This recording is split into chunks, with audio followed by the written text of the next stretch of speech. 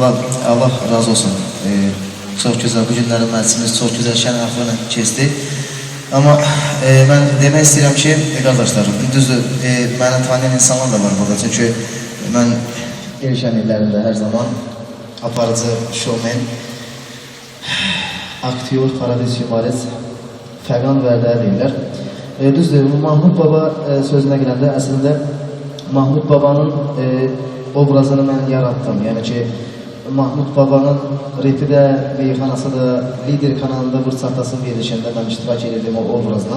Ama demək o deyil ki, yəni mənim adımdan çox insanlar istifadə edir, hətta internetdə də var. Yəni istifadə edirlər. Mənim şəkillərimi qoyurlar, nəsə telefonda danışırlar uşaqlarla, dostlarla bu obrazda deyirəm. Yəni, babam sağ qurban əslində yəni bu danışırlar bəzi uşaqlar, oxşadırlar. Mən çünki çox müğənniləri parod edirəm. O Mahmud Babanın obrazını mən yarattım, amma tək onunla deyil. Yəni bu danışan insanlara da deyirəm ki, xahiş edirəm, mənim adımdan istifadə eləməsinlər. Yəni onu oxşada bilərlər. Deməsinlər ki, mən Fəqanam. Çünki Fəqan kimi gəlib xalqımızın toylarını, mərasimlərini şənləndirə bilməz. Bir neçə müğənniləri, hətta Qarabağ müğənnilərini parod eləmək çətindir. Mən özümü tərifləmirəm, əstəğfurullah. Yəni, mənim tanıyan insanlar bilirlər ki, o mən deyiləm uşaqlar. Yəni, qardaş, xahiş edir şeylə musiqisiz bir kəlmə mən Türk havası. Türk havası nə mi? Hə, yaxşı, oldu mən, gözüm üstədir. Musiqisiz biraz çətindir, amma çalışarım. Değmezmişsin sevilmeye, sevilmeye gülüm var. Değmemişsin oy,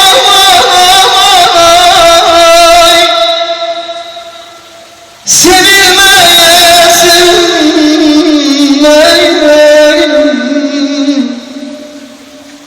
yazık oldu.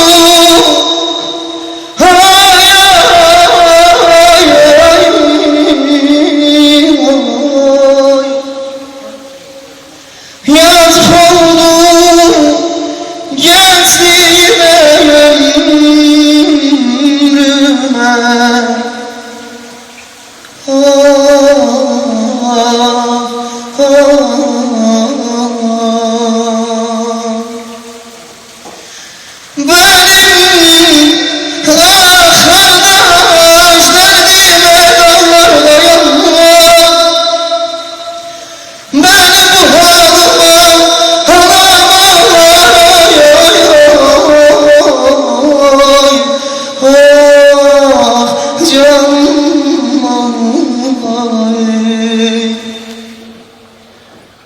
Benim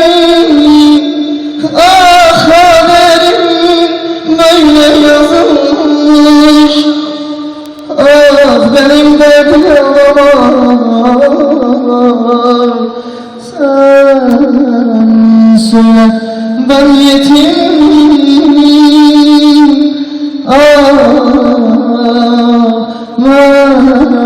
Öksüz.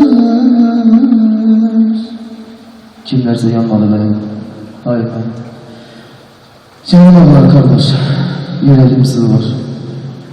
Canım ablar, kardeş, yüreğim sızlar. Canım ablar,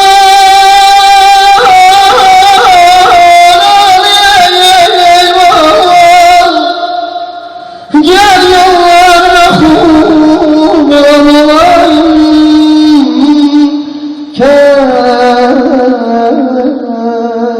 Çok sağ ol valla. Allah razı olsun. Ben çok musiqisiz çok sağ olun.